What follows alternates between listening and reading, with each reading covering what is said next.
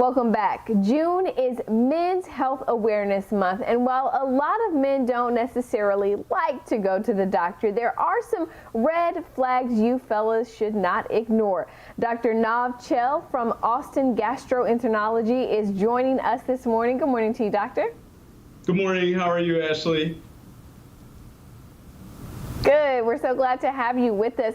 First and foremost, I want to talk about the checks that men should be getting at each age. You kind of have this list of the checks they need by decade, right?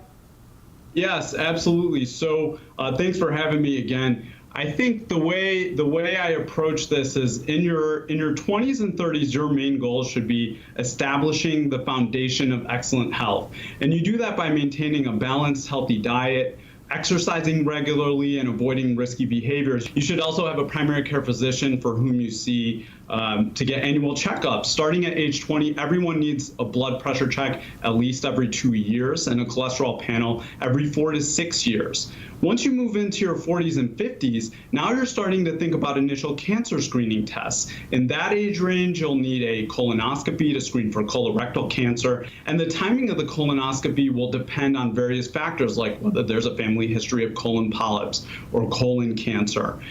Depending on your age and smoking history, you may need a CT scan for lung cancer screening.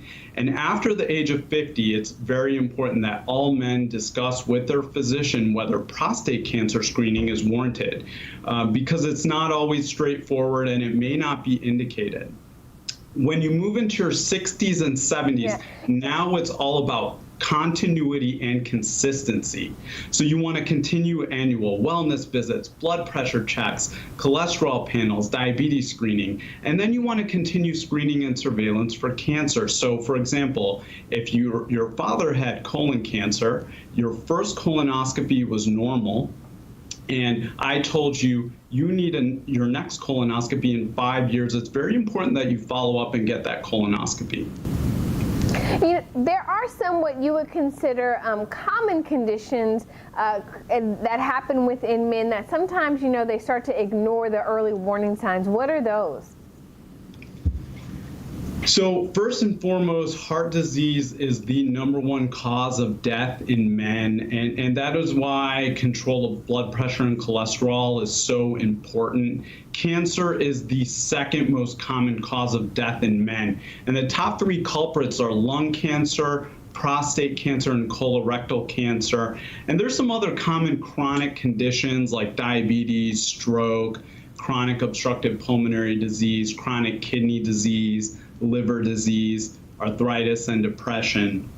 In terms of signs and symptoms that men should never ignore, I think there are many warning or red flag symptoms that might suggest that there's something more serious going on, and you should discuss these with your physician. Examples include significant unintentional weight loss and loss of appetite, blood in the urine, blood in the stool, coughing up blood, unintentional weight loss, night sweats, jaundice, which is yellowing of the eyes and the skin, the sensation of food getting stuck after swallowing, unusual lumps and bumps anywhere on the body.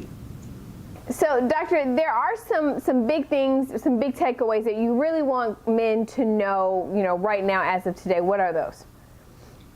Well, a couple big take-home points for our viewers. First, if you have a family history of cancer and a first-degree relative or multiple family members with cancer, you should talk with your doctor about how that changes cancer screening for you. And lastly, it is critical that you do not delay medical care because of COVID-19. Many physicians are now offering telemedicine visits. If there's an urgent or emergent issue, go to the ER. Don't hesitate. Just last week, the National Institutes of Health concluded that over the next decade, more than 10,000 people, an additional 10,000 people will die of colorectal cancer and breast cancer just because of disruption of care caused by COVID-19.